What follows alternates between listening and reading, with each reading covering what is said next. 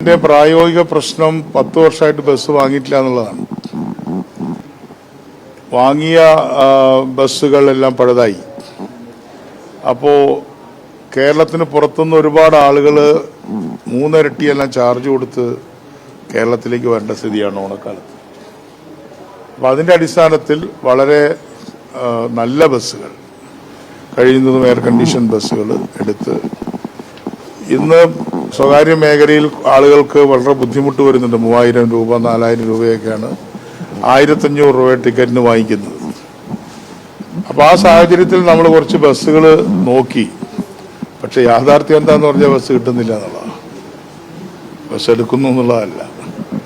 അതുകൊണ്ട് ബസ്സുകൾ തരാൻ തയ്യാറുള്ള ആളുകളോട് ഞാൻ ഈ മാധ്യമത്തിൽ കൂടെ തന്നെ അഭ്യർത്ഥിക്കുകയാണ്, നല്ല കണ്ടീഷനുള്ള ബസ്സുകൾ ഈ ഓണക്കാലം തരികയാണെങ്കിൽ ഞങ്ങൾ അതാത് ദിവസത്തെ കളക്ഷൻ തന്നെ കൊടുക്കാൻ തയ്യാറാണ്. അത്രയും വിശ്വാസം KSRTCയെ കുറിച്ച് ആളുകൾക്കില്ലാത്തൊരു പ്രശ്നമുണ്ട്. അതിൽ പേടിക്കേണ്ട ആവശ്യമില്ല. KSRTC ഇപ്പോൾ കറണ്ടായിട്ട് ഫിനാൻഷ്യലി സ്റ്റേബിലൈസ്ഡ് ആണ്. അതുപോലെ തന്നെ ശബരിമലയുടെ കാര്യത്തിലും സാധാരണ 100 കണക്കിന് ബസ് KSRTC വാങ്ങിയിട്ട് അത് ഇടുകയാണ് ചെയ്യാറുള്ളത്. അപ്പോൾ ശബരിമല ഭക്തന്മാരുടെ കാര്യത്തിലും നമ്മൾ ഇത്തരത്തിലുള്ള ഒരു കരാറിന് തയ്യാറാണ്. അല്ലെങ്കിൽ നമുക്ക് അവരുടെ തീർത്ഥാടകരുടെ ആ വലിയ തിരക്കിനോട് നീതി പുലർത്താൻ കഴിയില്ല എന്നുള്ളൊരു പ്രശ്നമുണ്ട്. അപ്പം അതൊരു ഓപ്പണായിട്ട് നമ്മൾ ടെൻഡർ വിളിച്ചിട്ടുണ്ട്.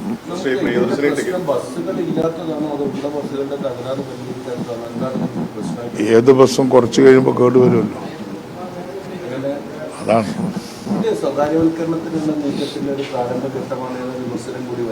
അങ്ങനെയുള്ളവർക്ക് അങ്ങനെയും പറയാം. അല്ല, അങ്ങനെ പറയുന്നവരോട് ഞാൻ തടസ്സമില്ല എന്ന് പറയാം.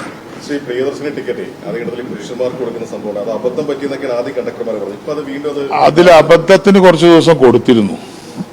അങ്ങനെയുണ്ടല്ലോ, പുതിയൊരു കാര്യമല്ലേ. ഇനി അബദ്ധമാണോ അല്ലേ എന്നുള്ളതൊന്നും നോട്ടമില്ല.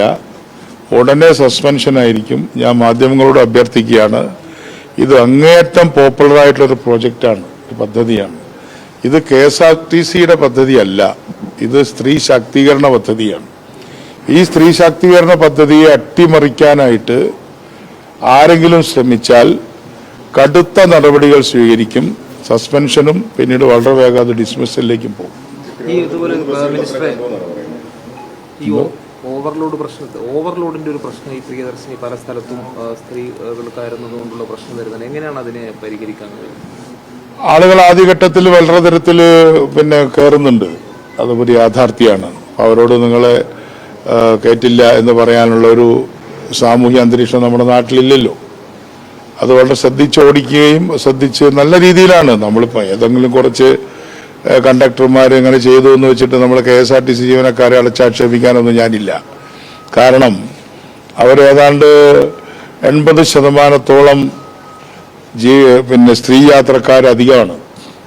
അപ്പം അവരോടൊക്കെ വളരെ മാന്യമായ തരത്തിലും നല്ല രീതിയിലും അവർ കൈകാര്യം ചെയ്യുന്നതുകൊണ്ടാണല്ലോ ഈ പരിപാടി വിജയിച്ചുകൊണ്ട് പോകുന്നത്.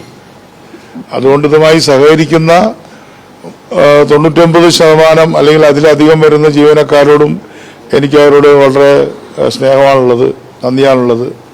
പക്ഷേ ചെറിയൊരു ശതമാനം മാത്രമാണ് ഈ പ്രശ്നത്തിൽ ഇടപെടുന്നത്. അവരോട് കടുത്ത നടപടി സ്വീകരിക്കും.